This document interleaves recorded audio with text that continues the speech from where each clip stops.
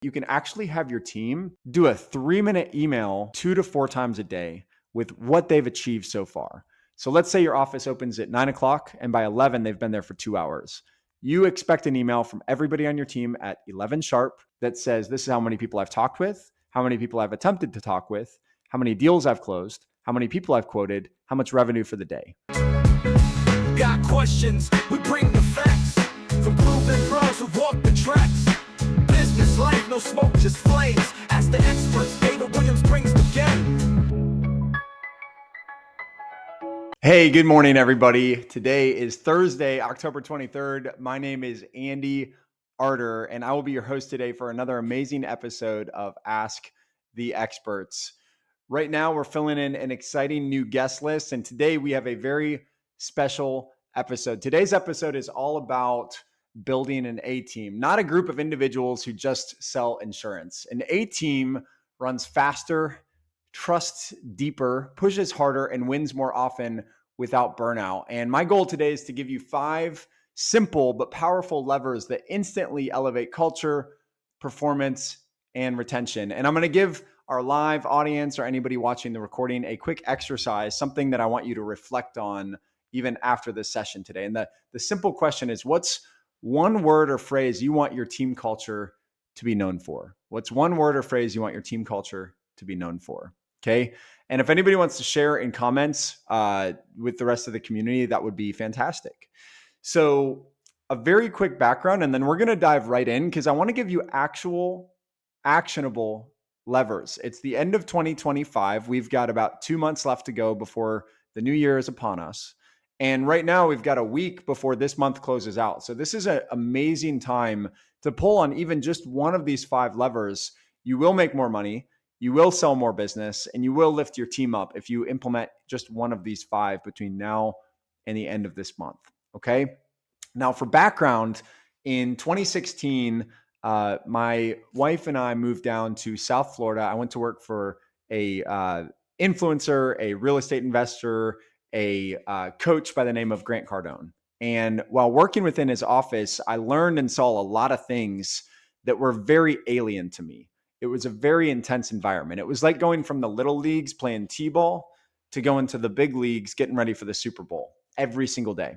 And then through that experience, I was able to brush shoulders and meet some extremely heavy-hitting agencies in the insurance space. And I started to take notes and learn and then implement a lot of these different principles into my own life, into teams' lives that I was, either leading or working alongside. And what I realized was when you place these 5 things into any business, it's going to completely transform your team. Like when you guys look at what happens when people go to BUDS training for the SEALs, right? They come out a completely different human on the other side of that than they did when they were there day one, right? Their operating structure, what they think is possible for themselves, their attitude, what they can execute on, right, is a completely different ballgame after they're done. So with these 5 levers, if you instill these into your business, like as soon as possible, you will create an environment that transforms people. And that's really the goal, right? Is to have a higher level of impact and not just be in business for profit or revenue, not just be in business to get more policies, but to be in a business that transforms people where everybody on your team can win and you can totally transform the way that they operate. So the first thing we're going to start with, this is lever number 1, is goals. And the big question is, why are you here as a team member, right? You should be asking yourself every single day, number 1, why are you there as a producer or business owner? Why is your team there? It's really, really important. I think a lot of agency owners and business owners are pretty in tune with why they're there, but you really need everybody on the team to be asking that question. Why am I here today? And I believe the number 1 reason teams plateau is that goals become something that we just talk about, not something that we live inside, right? They become something we talk about, not something that we live inside of. And so this first lever on standardizing goals within the agency, I think the first thing is you've got to separate like financial and production targets from life goals. And I believe everybody on your team should have a monthly, quarterly, annual, and even a decade type of goal, a longer term goal, both professionally and performance wise, and also on the personal front. So as a standard practice, what I would recommend is going in and creating a very simple one-page worksheet for your team. On that worksheet, there's two halves to it. On one half of that worksheet, it specifically lists out a set of personal goals, right? This is going to be basically laying out that, hey, we want you to think bigger outside of the office. What kind of vacations or recreation or things do you want to experience in life with you or your family? On top of that, you start to look at it and it's like, well, on top of that, what sorts of goals do you have in terms of, do you want to buy a new home? Do you want to go in and you want to get a new vehicle? Is there something on a personal sense that you've never done before? Maybe you want to go get your private pilot's license. Like, this has nothing to do with how many policies I write. This has to do with what kind of life do I want? What type of life am I going to live day in and day out, right? And so that's really, really important to be able to set those goals and have that in place. So real quickly, I want you guys to take 30 seconds and I want you to just simply write down a couple of personal goals that you have for yourself. Because if you can't do this, how are you going to get your team to do it? So take just a couple seconds here and start to think with what's one or two things outside of the office, outside of money, that I'd like to achieve, whether it be travel, vacation, recreation, something for the family that we want to achieve. Okay, so that's going to be the first piece. I'm going to give you guys like 15 seconds to just jot down a few ideas.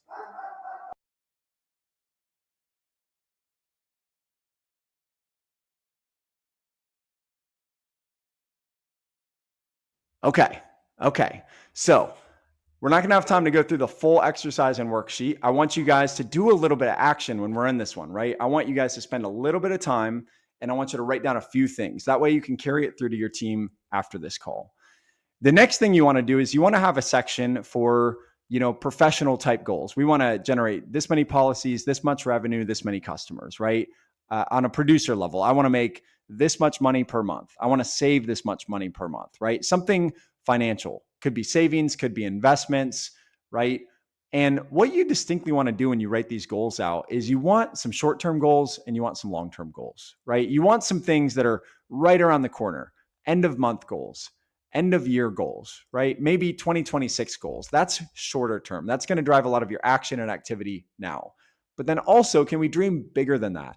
Where do I want to be 5 years from now, 10 years from now? It really helps put you in a better headspace when you can set longer term goals like that. So what happens is you set a standard in the office that you're going to start by writing down your personal and professional goals, both short term and long term.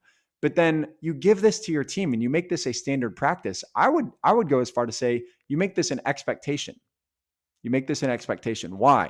Well, first of all, if you don't have a team setting goals and targets, they're not going to hit any, right? Maybe accidentally they hit one, but they're not even that excited about it because they didn't personally set that goal. And what I've found is when you set goals, you'll typically find ways to hit them, right? That's the magical part about getting your targets on paper. But also as a culture, right? Why are we showing up to the office? Again, why are you here? If they are here to please you, if they are showing up every day because if they don't hit their number, they're in trouble, right? Or they feel bad about themselves.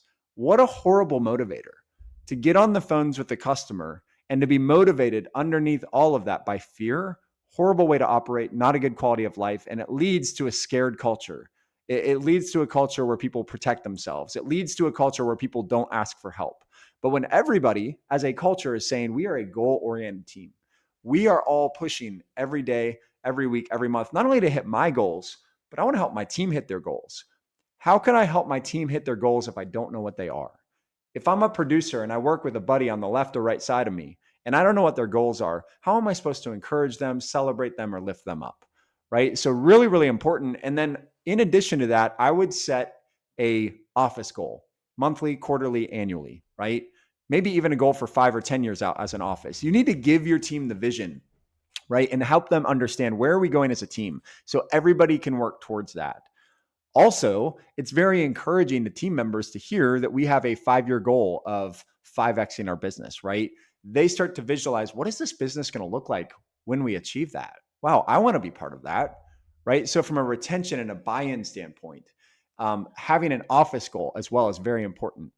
And what I would do is I would actually walk around and I would collect a fill out of that sheet confidentially every day. Like if you want to take this to the extreme level, and I've like worked in this environment, and I'm telling you, if you want to transform your people, and we don't want to be, we don't want to be the Boy Scouts. We want to be the Navy SEALs, right?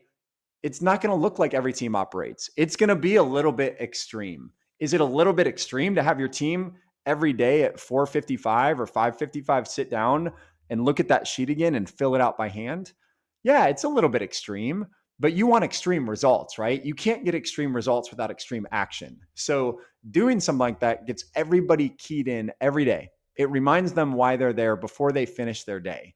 And even if they had a tough day, it reminds them that it's okay, because even though it was a tough day or a bad month, like, I'm still focused on the target and the goal, and I just need to figure out how to get there.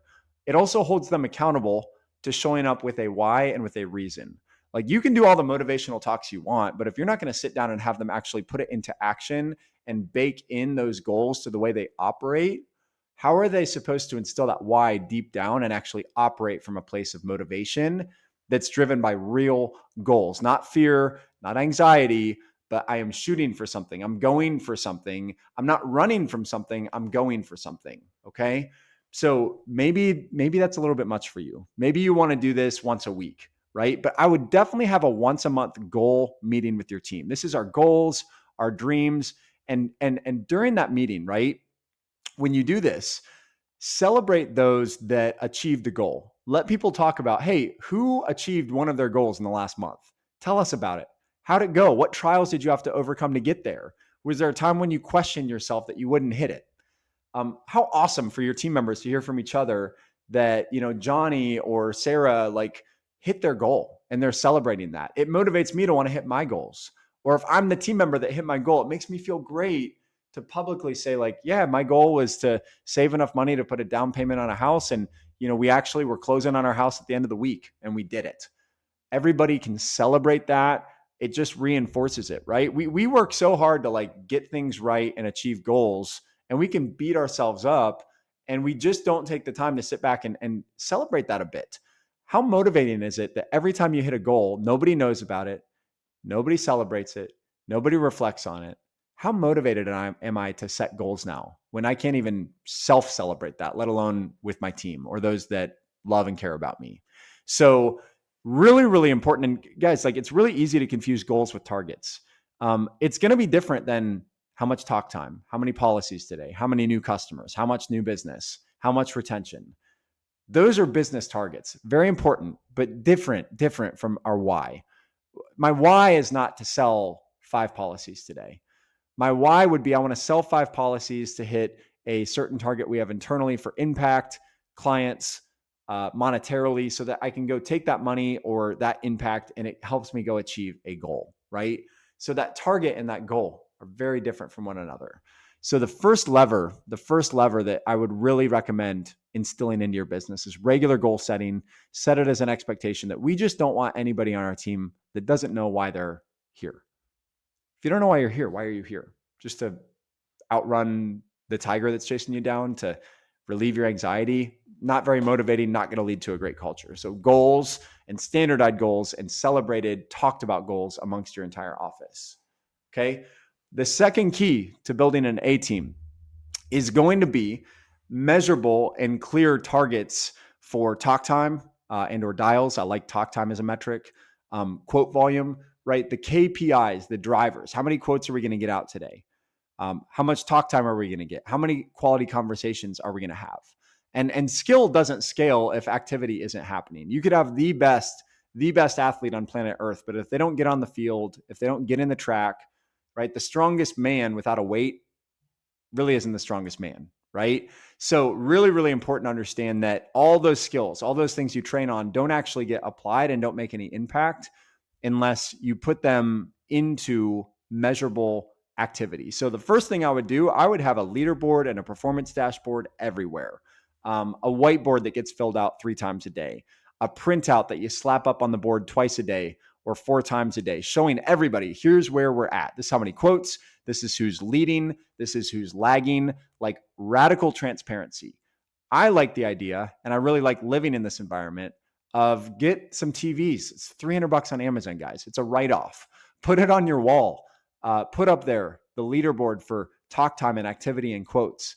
Put up their monthly revenue by producer. Let everyone see the scoreboard. And this creates healthy friction. Like people don't rise to their goals. They rise to their standards, and they create their own little environment. When it's open season, everybody can see everything.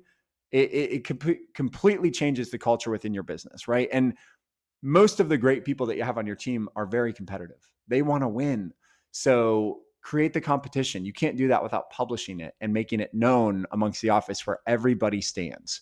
So again, whiteboard, print out, but more importantly, I think doing some sort of a TV display like that with a live dashboard, very important.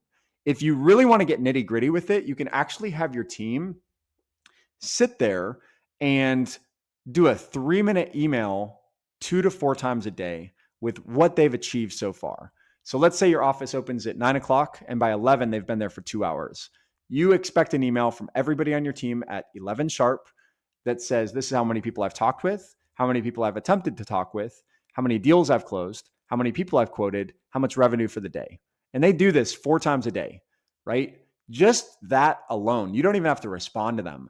That's more for them than it is for you. They're going to look at that and they're either going to go, ooh, this doesn't look good and I better pick it up. And that's going to drive them on their own to pick up the phone more often, to do more activity, right? Because they don't want to be the one that sends you the report and they're the lowest on the leaderboard. Secondly, it's going to help you be in tune and create a level of accountability without becoming a time suck, not having to spend 4 hours a day walking around and doing check-ins, just having everybody self-reflect, send a quick update, takes 2 minutes, and it's very, very simple. If you have an office manager, have them send it to the office manager, have the office manager put it through AI and crunch it and just send you the report, right? Send it to the whole team. This is where we're at for the day. Okay. Now, the second layer to talk times, dials, quotes, activity, expectations is have written expectations, like have clear guardrails that allow freedom, but remove excuses. So it's like, hey, you either need to have this much talk time or this many dials and quotes per day, or you need to have this much production. And I'll tell you what, as a guy who at a point in my career, started selling a lot of business and then was in a business that said, hey, we have an expectation that you have 3.5 hours of talk time a day or you're fired. Plain and simple, right? It was like, well, yeah, but my pushback was, yeah, but what if I sell X amount per month? What if I sell a couple $100,000? Is that okay?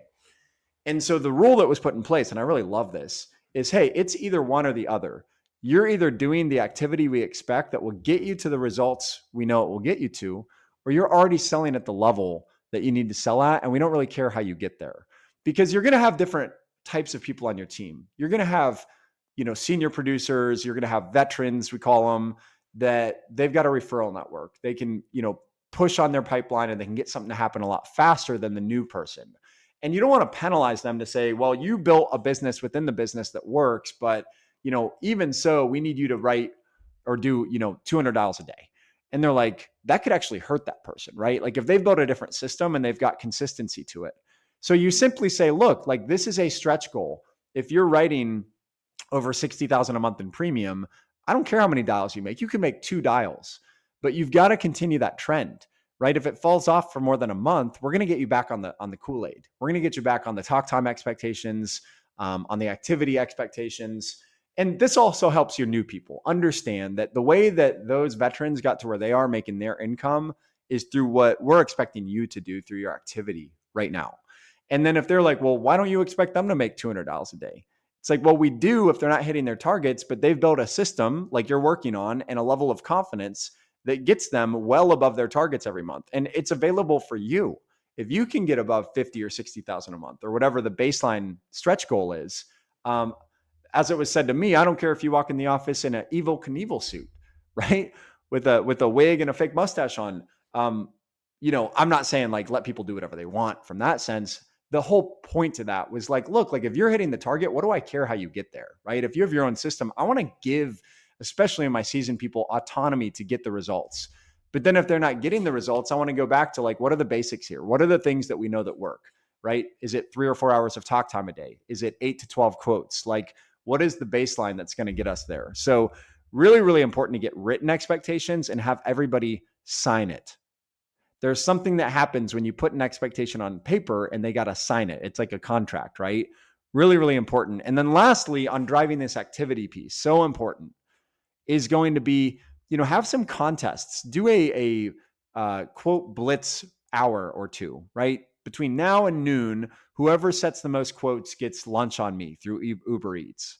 Whoever gets the most actual deposits on applications today, and they get the first 2 apps, gets this $50 Visa card that's sitting at the front. The one I used to love is sales director would buy a sleeve of silver coins, right? These are like your 1-ounce coins, even 5-ounce coins, and they got monetary value, whatever it was at the time, 20, 30, 40 bucks a coin. And it was like, hey, you can get a coin if you close a 1-call close, if you get 2 quotes in under an hour, right? There were different metrics. And so another cool thing would be split your team up if it's large enough into rookies versus veterans.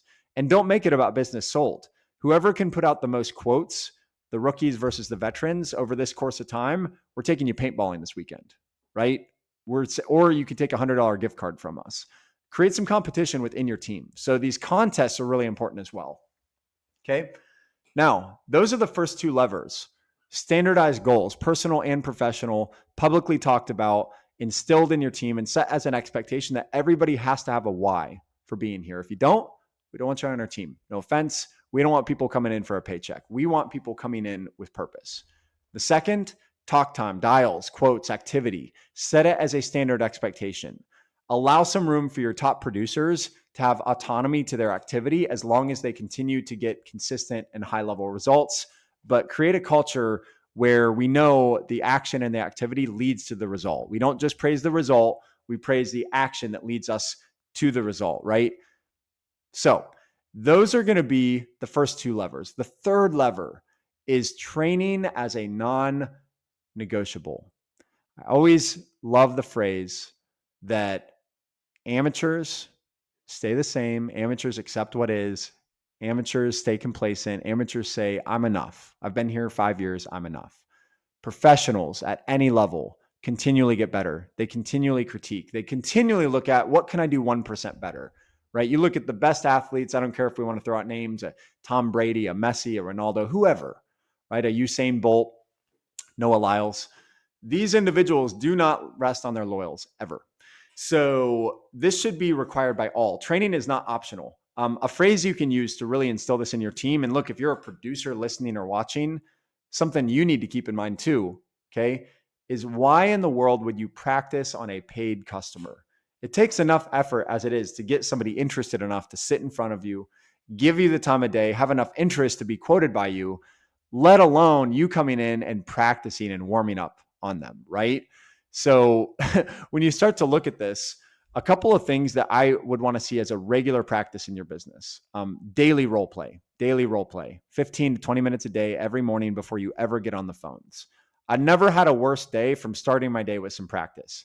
I always had a worse day when I didn't warm up and didn't practice, because I'm leaving it open that my brain isn't tuned into the day yet, that the problems or ideas I had from the night prior are still carrying in today, and I just hadn't got into the flow. Role play, yeah, it's skill development. Yeah, we should be practicing the not interesteds, the call me back next week's, the your price is too high. But also, it's more about a muscle and a rhythm and a flow state. We want to get our team into a flow state. If you're a solo producer, solo owner, right? Role play with yourself, role play with AI. Go to Jarvee, AI, Jarvee.io, reach out to me.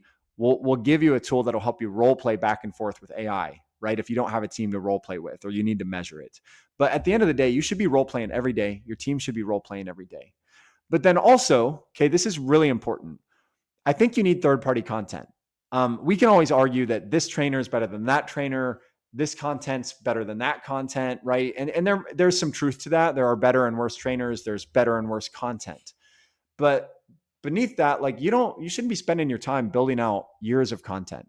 That's not what your profession is. You're not a trainer, right? You are a business owner to go impact clients, to sell policies, to raise a team, to help them succeed. You've got marketing to worry about. You've got hiring to worry about. You've got systems, you've got bindings, you've got retention. And now we want to become a content company. Like, just go get a third party or two. They'll give you thousands of videos, plenty of content, scripts, right? This is just something to give you guys something to talk about. It doesn't have to be perfect, but I would get my team on some kind of third party content for like 15 minutes a day. But here's where everybody misses the boat. And I know this because I've trained thousands of teams I worked for one of the largest trainers in the country. And the biggest problem I saw was a team would get some kind of third-party content and they would just expect to send them to some video module, some training, and that was it. That was their training. But one of the most important things you can do is create a classroom style where, like, every other day of the week, you get together for 15, 20 minutes, right? It's a little bit of time that creates a winning culture. And during this session, it's not you at the front of the room pontificating about the training. You're asking a different team member, you're tapping them on the shoulder the morning of, hey, I want you to lead the class today. Don't just do it with your veterans. Pick the new person who's been there for a month and say, hey, today's your day. You're leading the class. Number one, it holds them accountable. I don't want to be the one that you call on and I didn't do the training the night before and I'm supposed to lead the class. How embarrassing would that be, right? Hey, we did the follow-up training this morning. Everybody watched the video on how to follow up our customers after 10 days. And I'm going to have you lead the class today. So now everybody's like, oh, well, I better do the training first and foremost, because if I don't and I got to lead the class, I'm going to look like the kid that got called on in math class and wasn't paying attention. Okay. The second piece to that is that it gets your team teaching. And when people can teach a topic, they have to understand the topic first. So they're going to learn at a deeper level. And they know that at some point they're going to have to teach this to a team member. And it also instills really, really good leadership development amongst your team. It helps you see who maybe could be raised up to a managerial position, an operation position. Also, I think this is really important. It gets the team talking about how can we apply this to our business? What were our key takeaways? It's going to spark a lot of ideas. And when you get your team talking to each other every day about skill development, when they're taking some third-party content, they're getting inspired by it, they're learning a few things. You have somebody different teaching your little session every day in your agency, your team. And so they've got to really understand it to teach it. And then we're getting healthy discussion. Imagine that paired with role play, with stack that on top of talk time expectations, quote expectations. Stack that with we're setting our goals every day. Okay, as I continue to layer these in, I want you to picture what it looks like when you stack all of these on top of each other. Okay.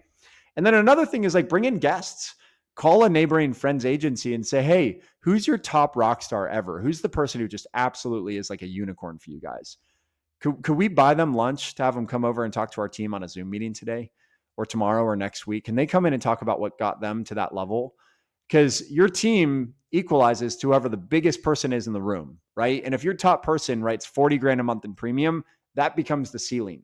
Bring in somebody that's writing 80 grand a month in premium at another agency in the same city, right? And let them come in and talk with your team. Now the 40,000 person, their ego shrinks a little bit.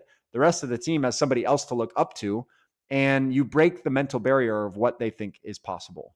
So bringing in third party, another agent, another producer, a sales coach, somebody local, somebody influential, that goes a very, very, very long way. Okay. Now, this brings me to the next lever. This is the fourth of 5 levers. And this is to review game tape regularly, or in this case, call reviews, call recordings. Okay. What I would do is I would have a producer every single month sit down with me for 20 minutes. During that time, 10 minutes of that is to review a call that went sideways and went horrible. 10 minutes is to review a call that went great. They can pull this.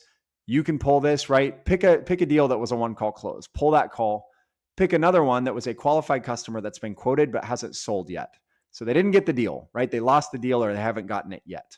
And what you do in these call reviews, guys, is you simply play the first minute and you stop and you say, what did you notice so far? Let your team members be their own best self-critic. They will be. Promise you. If you sit down with your team and you let them listen to themselves in front of you as an owner, as a manager, and then you say, what did you notice in the first minute? I noticed I was talking over them. I noticed I sound like a robot.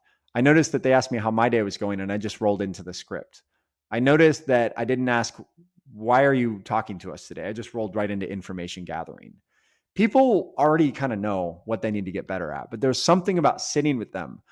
And it's like, I'm not Catholic, okay, but I know, like, in Catholicism, you have like confessionals, and you go and you sit with a priest, and you're in a box, I believe, and you confess, like, Father, I have sinned, right?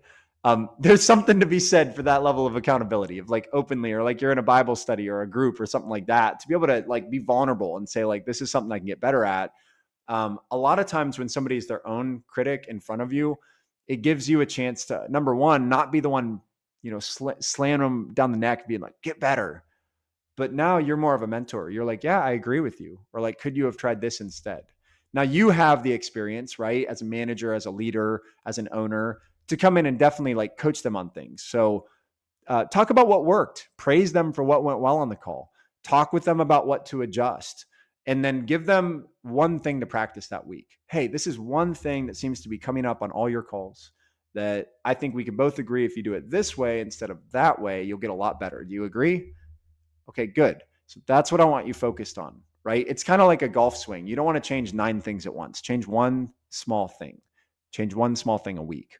So give them one thing to practice. The next week, have notes on it, right? Or the next, if you meet up with them in 3 weeks, hey, last time we met, we were working on this. Let's listen to a call and see if that got better.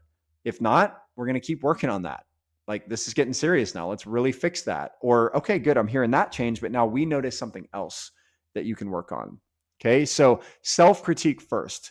Like, before I share anything with you, what do you think you did well? What do you think you would have changed on this call? Okay. It builds ownership mindset, ownership over their own results. And then another thing is, once a week, play a winning call or two for the rest of the team. Like, have your team send in, hey, if you had an absolute incredible phone call, I want you to send it to me. I want to celebrate you with the team. I want to celebrate you in general, right?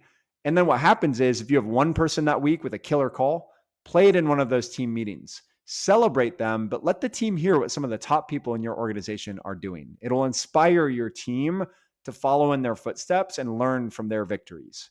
Okay. The other thing is, you could do a competition. I want everybody on the team to submit their best phone call for the week to me, right? The recording. Send me the name, the time, whatever it was. We're going to play all the calls for the whole team, and we're all going to vote who is the best, and you get a $50 Chipotle gift card, whoever was the winner. And we're all going to vote. This is awesome, awesome, awesome for culture, right?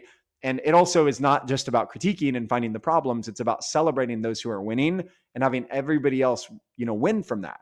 It's like, if you were to review the game tape and be like, who did the best play this week? And we see how we executed on that. It gives us a roadmap to repeat that with the rest of the team. It gives somebody else on the team the inspiration to say, whoa, I would have never thought about doing it that way. Now I'm inspired to take on that skill set myself. So here's the thing. A lot of this is slated to celebrate the love of the game, right? Like, people, including myself a lot of times, and a lot of owners and a lot of producers, need to shift their identity from, I need a sale to feel good, I need to hit an expectation target with my ownership to feel good, to, I love the game. And the sale is the reward, but I love the game. When you find a passion and a love for the game, guess what happens? You play the game a lot better. And when you play the game a lot better, you sell a lot more and you end up making a lot more money anyway. So if we're going for the, I need to get a dopamine hit from getting a sale, I need to get a dopamine hit from being the number one on the board, to a culture of let's get really good at the game, guys. Let's fall in love with the craft. We're role playing. We're training as a non-negotiable. We're looking at our why and our goals every day. We're looking at our talk time and performance and holding each other accountable. We're listening to each other's wins. We're watching game tape. This becomes a love of the game. Okay.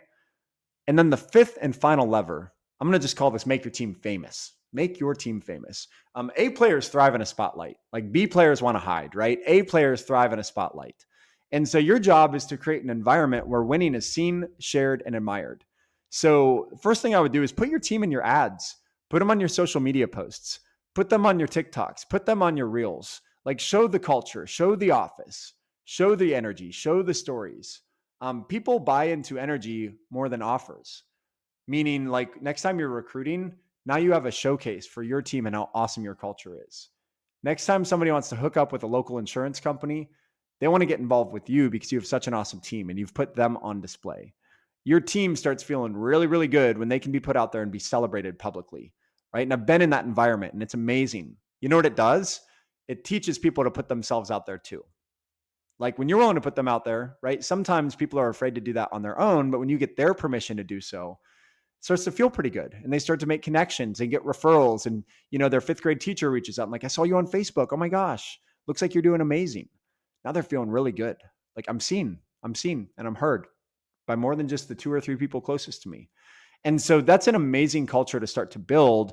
And I'm not saying you guys have to become the number one, insurance office on TikTok, right? I'm talking about put it out on do a Facebook reel a day and feature an office. If you guys want to go get some inspiration, go search Nicholas Saka Allstate in Facebook, on TikTok. Go look at how much of those posts, some of them well over 1 million views, are his team, right? And then if you ever brush shoulders with a team member, look at the pride, look at how they operate. Okay, there's a lot of examples. There's a company out there called Melon Local. Follow their social media. They're spotlighting employees all the time. They're doing 2 employees interviewing each other. They're doing features between an employee and a client. And it really gives you a flavor of who is behind the curtain here. Who is the company that I'm about to get involved with? And so you can post wins, milestones, birthdays, rookie successes. A day in the life of a producer would be really cool. Like once a month, once every 2 months, you bring in a Fiverr freelance photographer, videographer for like $200. And you're like, I just want you to follow around one of my people today. And I want you to just film a day in the life. And then I want to give that to an editor and have them chop it up. And we're going to put out a once a month highlight reel of somebody on our team and what a day looks like. Right. And it shows them solving a problem for a client. It shows them high-fiving in the hallway. It shows them role playing and working hard at their craft. It shows them doing their continued education to renew that license. And now it also becomes advertising for your agency, that your clients, your community start to see the team behind the curtain, not just the brand name. Okay. Celebrating them publicly online, like most agents only post about themselves, but A-team leaders make the team the hero. Okay. So again, most agents only post online about themselves. Leaders of A-teams make their team the hero because they can't do what they want to do without their team in the first place, and they make their team the central point. And then lastly, like lead through example on this piece, right? If you hide, they hide, right? If you want your team to post, you post. If you want your team to be bold, you be bold. Like the mirror in the wall is going to be your team, and the team mirrors the leader's courage. So like what you're willing to do, they'll usually be willing to do. Whatever you're not willing to do, you can't really expect them to do. And this goes for everything, guys, the posting, the social media, all of that. But the training, are you going to do the training and sit in on the class with your notebook and your glasses? And when you have your rookie leading today's class, talking about what they learned in today's required training, you're teeing up an idea, not as an owner, but you're like, oh, I like that idea. What do you guys think about this? Or, hey, when I was first starting, this is something I did, right? Be part of your team, sit in with them, be part of the culture, right? This is going to create so much more trust.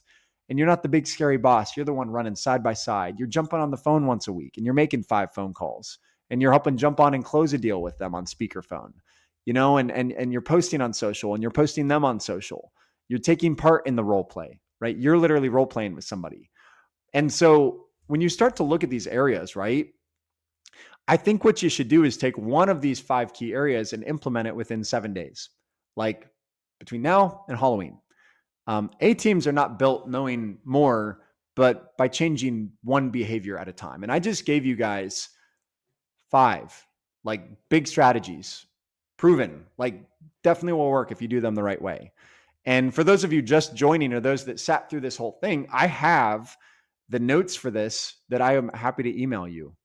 Email me at andy@teamhired.com. I will send you the entire stack of all 5 levers you can pull on to create that A-team. But I'm going to review them one more time, right? Because in the spirit of what we're talking about, retention is also very, very important.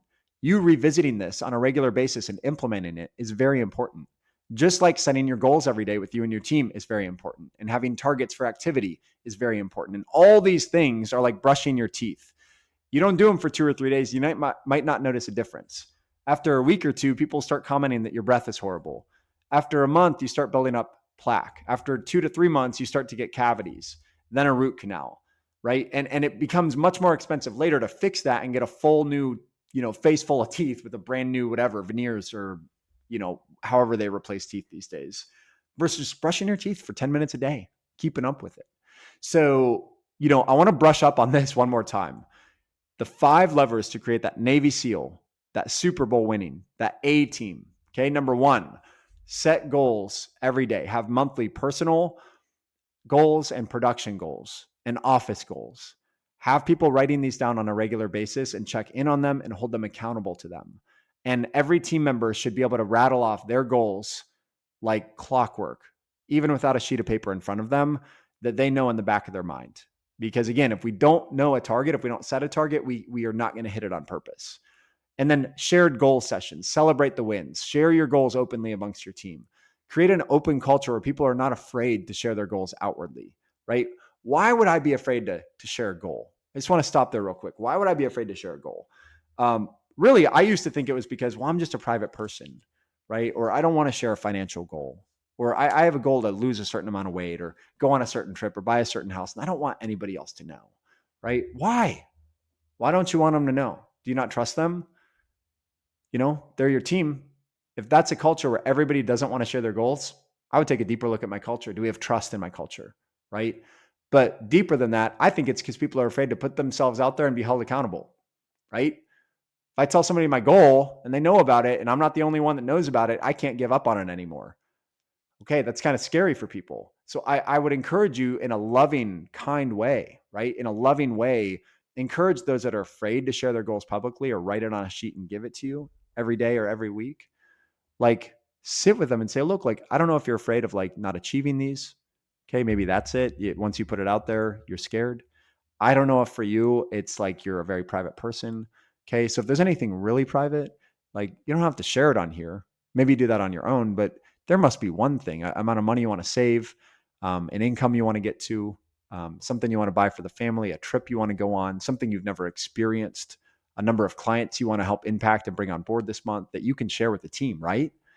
And you just get them to write a couple of things down and share it, right? And then celebrating those. Like, how can we celebrate or hold people accountable or have a shared culture of excellence unless we can talk about our goals as a team outwardly, right? So first lever, goals, public goals. Number 2, talk time, dials, quotes, right? What we talked about here is publicly posting a running board showing that activity. Really having a public and open setting where everybody knows where everybody stands. Here's who's winning, here's who's struggling, and here's who's failing. And people will self-regulate. People don't want to be at the bottom of the leaderboard. So make the leaderboard public. Put it on a TV, put it on a whiteboard. Have them email you 4 times a day. Here's where I'm at. 1-minute email. I've done 4 quotes so far today. I've talked to 6 people. I've been hung up on 3 times. Boom, send it into you. Simple, easy, keeps me focused. Okay? And then beyond that too, clear expectations. You either need to produce a consistent amount at or above this amount every month. And if not, I need you to hit these activity levels every month. It's one or the other. Can't have both. Okay? Then have those as written expectations. Have those as written expectations and make sure everybody agrees to it and that it's open and transparent. And then set these regular contests that I talk about, praising and creating some excitement, that it's not just Big Sam expectations. If you don't hit this, there's consequences. Celebrate winning. Let's get people focused on, let me win the day, not let me avoid losing the day. Okay. And celebrate both results and effort. Like, maybe you have a monthly award and one of it is for top premium, most apps, highest close rate. Maybe the other one is for most talk time, the most hangups. Who got hung up on the most this month? Awesome reward, right? Awesome award. Seriously though, like, you got to get creative with this stuff and really start incentivizing people for winning, not just on the results side, but on their effort side as well. And then get on the phones with your team once a month at least. Get on the phones, lead by example, sit next to them, right? Jump on and help them close a deal. Sit there and listen to somebody's call and whisper into their ear if you have the technology to do that, and help coach them through a call. Get involved, get into your business, get deep into your business. Okay. Next lever, training as a non-negotiable, right? Talent gets the job. That's how I get hired by you in the first place. Talent, willpower, whatever that looks like. Practice is what keeps you in the seat. Mastery is what builds wealth. Mastery, a constant obsessive, like, we can always do better. We refuse to practice on our customers anymore. I refuse to pay for a $50 transfer and hand it off to somebody who hasn't role played in a month. That's crazy. That's crazy, right? I think that's crazy, yet there's a lot of people that do that. So training as a non-negotiable, do it early in the day and get your team involved discussing the content that they're training on, getting team members to lead the rest of the team in training, sit with them, role play with them, right? It's like the general who gets off of his warship and he walks down and he eats a meal with the troops and he helps light the campfire and he stays up late at night and tells ghost stories with them or whatever, right? Like, the level of respect for that general versus the one that sits in a tower and yells commands down and screams at people when they don't hit results versus the one that's in the business. Whew, very, very different cultures. Okay. And then review your game tape at least once a month, maybe twice a month. Have a good call and a bad call reviewed with each team member. Bring some of the best calls and celebrate them as a team, and let people listen to their own calls in front of you and self-critique. It's one of the best things you can do to help develop skill and hold people accountable to getting better and to focus on what they specifically need to work on. Okay. This all goes into celebrate the love of the game, not just the scoreboard. And then lastly, again, like make your team famous. Interview them, bring in a videographer, put them on social media, feature an employee every month, put them out for birthdays. Have a client who left a Google review that said, I love working with Ashley. She was amazing. You call that client. Oh my gosh, thank you so much for the review. And we love hearing that Ashley took such good care of you. Hey, I want to do something for you. Could you come into our office? And I would love to just sit down. We'll need 10 minutes of your time. We're going to record a short testimonial where you just talk about your experience with Ashley, because look, Ashley works so hard and she doesn't always get the praise she deserves. You had a good experience with her. I would love for her to sit side by side with you and have you be able to tell her to her face. And what we're going to do for you as well is we're going to go ahead and, put your family up in a hotel over the weekend just for your time, right? Any local resort that you want, or, is there any kind of a cause that you want us to donate to? What we'll do for you is we'll give you a $500 stipend to give to any charity you want, and we'll put your name on it, right? And you convince one person that will have to review for one of your team members to share that with your team member and to video it. Now you have organic advertising. Now you have maybe 20 to 50 people on Facebook or Instagram or wherever that recognize this person and they see that they work with you. And don't be surprised when you get a phone call. Hey, I see that you work with Mary Smith and I saw this awesome video where like Ashley had helped her out. Can I talk to her? I need an auto quote. I need a commercial policy, whatever. Right. And then that team member feels awesome because now their mom or dad call them, right? Oh my gosh, honey, I saw you on a Facebook reel. Some customers super happy. I'm so proud of you. Wow, that's awesome. How often do we get to celebrate our team like that in a public setting? So they get those phone calls and they feel good about what they're doing, right? This is so, so important. And I don't think a lot of offices do this. I think of all the levers, this is the one that I see done the most seldom. And it's not just a once a month team photo. It's not a screenshot of your dial count and your policies written that day. It's putting a face and a video and an audio and a story behind each team member and spreading that out. And here's the thing. It's a lot less for the marketing and the policies and the inbound traffic. It's a lot more about your team and lifting them up and making them feel good, right? That's why I say, like, make your team famous. Make your team famous. It creates electricity in the environment, right? And so my closing challenge for you, again, is to pick one of these five, right? One of these five. Which one are you going to pick today? Are you guys going to set goals as a standard practice in your business over the next week and implement on all those strategies with that? Are you going to publicize your activity levels and make competitions and set hard expectations on production or activity and implement in the next week? Because you can do that. You can do that. Are you going to make training a non-negotiable and start having your team lead up daily 10 to 15 minute sessions where they lead a class on what you all just learned together and instill daily role play on top of that? Are you going to do that one? Are you going to review game tape and start reviewing your team's calls with them and let them critique themselves first and spend 10 to 15 minutes a month with each person and help them listen to what's happening? And are you going to have your team send you all their favorite calls and celebrate one on Halloween during your costume contest and say, hey, in addition to the costume contest, we had a contest last week for the best call on the Halloween week. And we're going to listen to everybody's favorite call and we're all going to vote, and whoever wins gets to leave 2 hours early today, paid on me, whatever, right?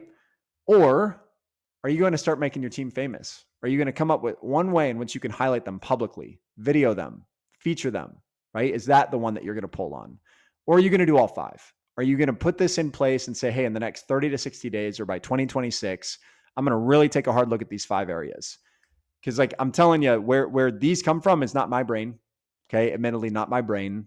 Luckily, I've been involved in them for a long time. I've been able to be on the receiving end of it. But I mainly am just bought in on them because they changed my life forever. They transform me.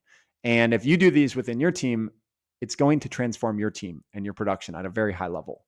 So again, my email is Andy, ANDY, at teamhired, TEAMHIRED. Send me an email. Let me know you're on Ask the Experts and that you're looking for the 5 keys to an A team. You're looking for the A team playbook. And I will send you exactly what I have, written format. It's about 7 pages long, and it lists out every single bullet point and everything we just talked through.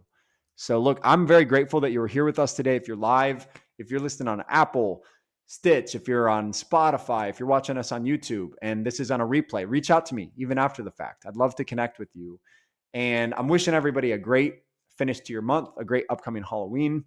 And if you're listening to this in the year, 2080, and you're listening back, the year is 2025. It's October 23rd. I'm Andy Arter, and this has been another episode of Ask the Experts.